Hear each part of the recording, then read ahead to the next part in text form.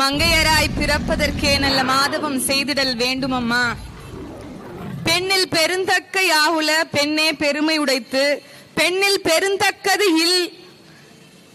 பெண்மையை போற்றுவோம், பெருமை மிக்க நாடாக மாற்றுவோம். இது எல்லாவற்றையும் ஏட்டில் எழுதி எழுதி வச்சு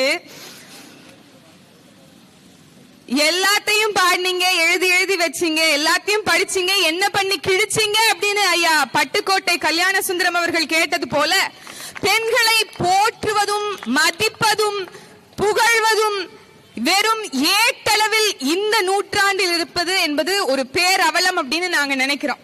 நாம் தமிழர் கட்சி அவ்வளவுதான், ஜீரோ. இனிமேல் களத்துல அவங்களை பார்க்க முடியாது. இனிமேல் அவர்கள் எந்த இடத்திலும் காணப்பட மாட்டார்கள் என்று எள்ளி நகையாடி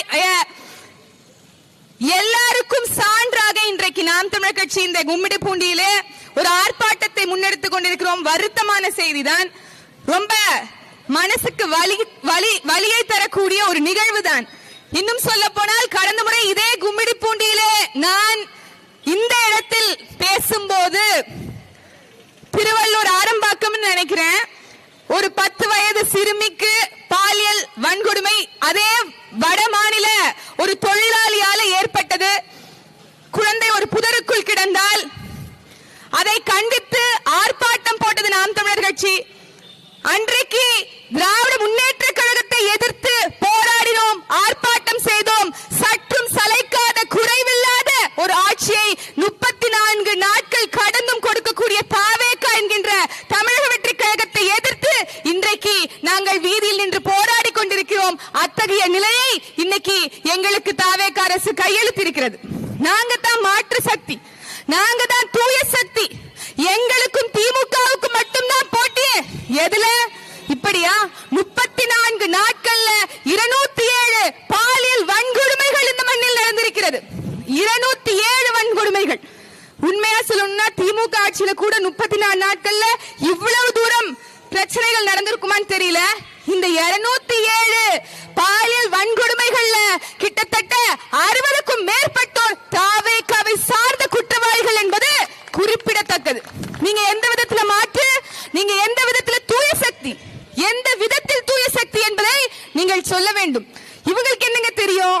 இவங்களுக்கு என்ன தெரியும்? ட்விட்டர்ல கட்சியை தொடங்குவீங்க, தெருவுக்கே வர மாட்டீங்க.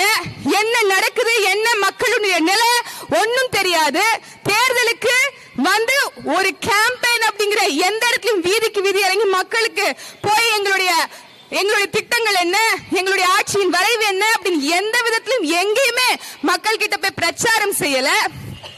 வீட்டுக்குள்ள இருந்து, அறைக்குள்ள இருந்து, வெளிநாடுகள்ல இருந்து ஆட்களை வாங்கி, பாட்டுகளை வாங்கி நீங்கள் சமூக வலைத்தளத்தில் புரட்சி செய்து விட்டால் இங்கே மண்ணில் புரட்சி வெடித்து விடுமா?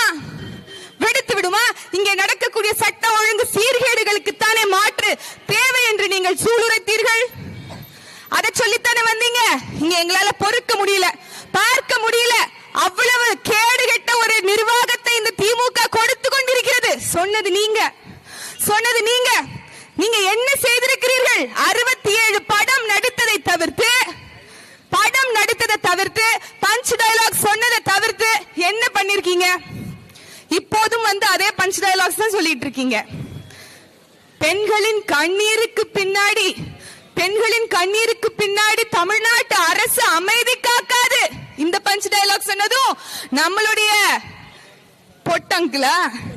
பொட்டு மாமா, நம்மளுடைய பொட்டு மாமா தான். மரியாதைக்குரிய சகோதரர் விஜய் அவர்கள் மேடை ஏறின உடனே வீர வசனங்கள், பஞ்ச் டயலாக்ஸ், நாங்கள் உண்மையாகவே அப்படியே தலைகீழாக தமிழகத்தை மாற்றி விடுவோம் என்று சூளுரைத்தார். ஆனா இன்னைக்கு என்ன நடக்குது? சட்டமன்றத்துக்குள்ள போனா உண்மையாவே அவர் என்னென்னலாம் திரும்ப சொன்னார் மேடையில் ஏறணும்னு? என் வாயில ஏதாவது வந்துரும், என் வாயை கிளப்பாதீங்க. ஏன் அது வரவே மாட்டேங்குதுன்னு தெரியல. சட்டமன்றத்துக்கு போனோன்னு அக்கா கேட்ட மாதிரி வாய்க்குள்ள என்ன இருக்குன்னு தெரியல. அவ்வளவு அமைதி. அப்போ ஸ்கிரிப்ட் கொடுத்தாலாம் பேசுவீங்க அப்படின்னா இங்க நடக்கக்கூடிய குற்றங்கள், இங்க நடக்கக்கூடிய சட்ட ஒழுங்கு சீர்கேடுகள் எது ஒன்றத்தை பத்தியும் உங்களுக்கு கவலை இல்ல அப்படின்னா எதுக்கு உங்களுக்கு இந்த முதலமைச்சர் பொறுப்பு? இங்க ஒரு பெரிய மாற்றம் ஏற்பட்டிருக்கு அப்படின்னு மக்கள் சொல்கிறார்கள். என்ன மாற்றம்? இங்க எந்த மாற்றமும் நடக்கல.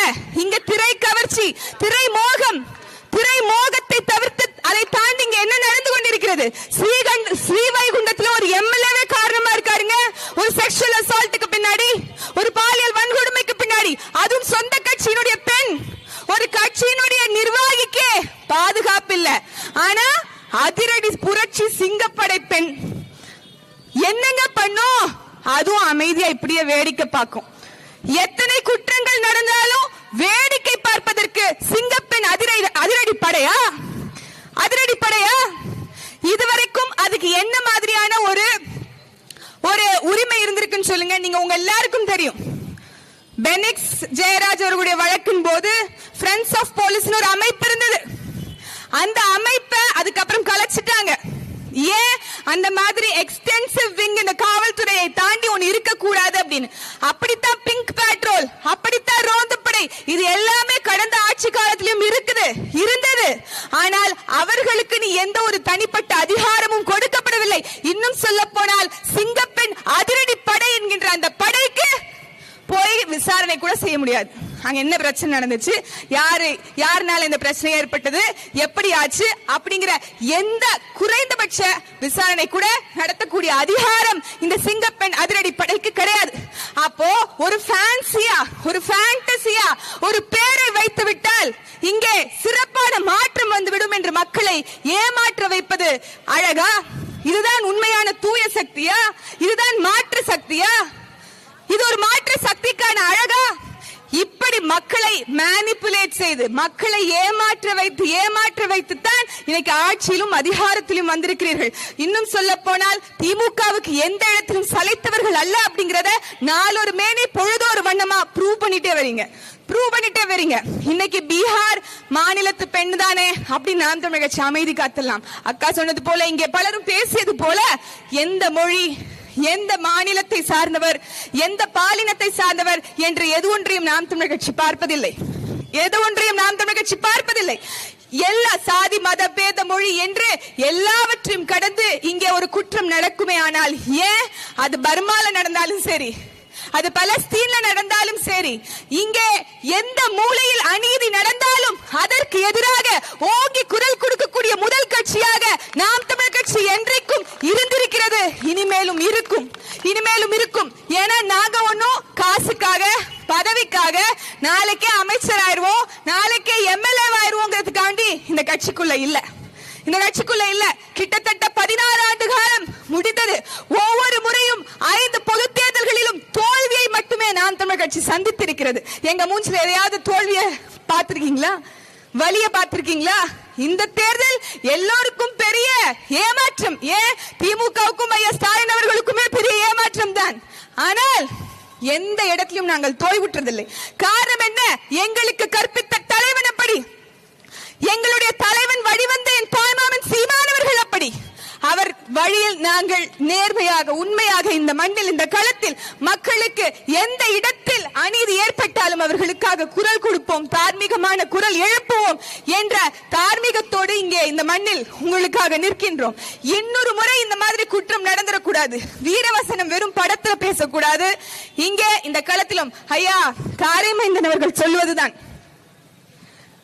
அரசியல் நடிப்பானதால் நடிகர்களுக்கு அரசியல் எளிதானது அப்படிங்கிற கூற்று இன்றைக்கும் மெய்பட்டிருக்கிறது.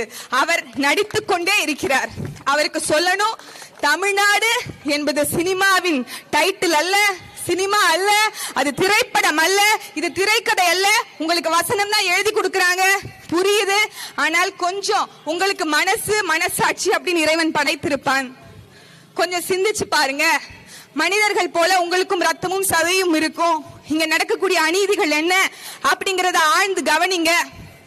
இங்க என்ன இருக்கு, என்ன ஈகோசிஸ்டம், எப்படிப்பட்ட ஒரு நிர்வாகம், ஆட்சி அமைக்கப்படணும் அப்படிங்கறத கொஞ்சமாவது அனலைஸ் பண்ணுங்க. அதை புரிந்து கொள்ளுங்க.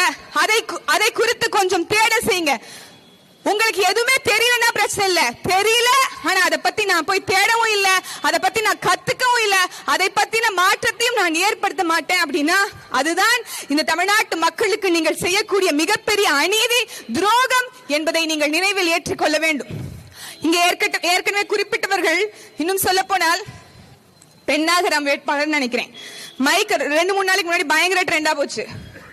எல்லாரும் போய் அவர் எலெக்ஷன் கேம்பெயின்ல போய் கேட்கும்போது, பேசும்போது ஒரு வார்த்தை அவருடைய கட்சியினுடைய சொந்த சின்னமான விசிலை கூட அவருக்கு சொல்ல தெரியல. ஆனால் அவருக்கு 81,250 மக்கள் வாக்கு செலுத்தியிருக்கிறார்கள் என்று நினைக்கும் போது என் தமிழ்நாட்டு மக்கள் எங்கே எந்த மூலையில் சென்று கொண்டிருக்கிறார்கள் என்ற வேதனையும் கவலையும் ஒரு 30 வயது பெண்ணாக எனக்கு இருக்கிறது. உண்மையாக சொல்கின்றேன், 5,000 வாக்கு பெற்றாலும் நாம் தமிழர் கட்சிக்கு கிடைத்தது உண்மையான நேர்மையான புரிதலுடைய ஒரு வாக்காகத்தான் அது அமைந்தது. அது எங்களுக்கு பெருமை பெருமை. இங்க எதுவுமே சொல்ல 10 லட்சம் கோடி கடனில நாடு கடல நாடு ஊர் ஊரா போய் பாட்டு பாடி பாடி வந்தா இப்பதான் வெள்ளை அறிக்கை கொடுக்குறாங்க. வெள்ளை சட்டையும் வெள்ளை நாற்காலியிலும் உட்கார்ந்துட்டா அது வெள்ளை அறிக்கை ஆயிருமா? இவ்வளவு கடன் 13 லட்சம் கோடி கடன் இருக்கு. 67,000 கோடி ரூபாயை நீங்க ஆண்டு ஒன்றுக்கு மட்டும் வட்டியாக செலுத்த வேண்டும் என்றெல்லாம் உங்களுக்கு முன்னாடியே தெரியாதா? எதுவுமே தெரியாம எதுக்கு நீங்க ஆட்சிக்கு வந்தீங்க? அப்ப எப்படி நீங்க மாற்றாவீங்க? 100க்கும் மேற்பட்ட வேட்பாளர்கள் ஏற்கனவே புறையோடி போயிருக்க அழுக்கான கட்சிகள்ல இருந்து எடுத்து போட்டிருக்கீங்க. திமுக அதிமுகல இருந்து இதெல்லாம் பேச என்ன சொல்றாங்க? இப்படியே பேசிக்கிட்டு இருங்கக்கா, இன்னும் 2040 ஆனாலும் நீங்க இப்படிதான் இருப்பீங்க. நாங்க வெற்றி தோல்விக்கு அப்பாற்பட்டவர்கள். அன்பு சொந்தங்களே, அருமை பெற்றோர்களே, உங்களுடைய சிந்தனையை தூண்டுவிப்பதற்காகத்தான், இங்கே அரசியல் விழிப்புணர்வு எடுப்பதற்காகத்தான், விழிப்புணர்வு செய்வதற்காகத்தான் நாம் தமிழர் கட்சி இந்த களத்தில் தொடர்ச்சியாக முழு மனதோட இயங்கிக் கொண்டிருக்கிறது. அதுல நாங்க என்னைக்குமே சளைக்க மாட்டோம். என்னைக்காவது ஒரு நாள் உண்மை வென்றுத்தானே தீரும், வாய்மை வெல்லத்தானே செய்யும். உண்மையாக நேர்மையாக இந்த களத்தில் நிற்பவர்களுக்கு கட்டாயம் வெற்றி ஒரு நாள் கிடைத்திடும். மக்கள் நேர்மையானவர்களை தேடி ஓடுவதற்கான காலம் வெகு தூரத்தில் இல்லை. இன்றைக்கு திமுக எவ்வளவு கொடிய கேடுகெட்ட நிர்வாகத்தை கொடுத்ததோ அதனுடைய நீட்சியாக தாவேகா இன்றைக்கு இருக்கிறது. அது இன்னும் 34 207 பாலியல் வன்கொடுமை.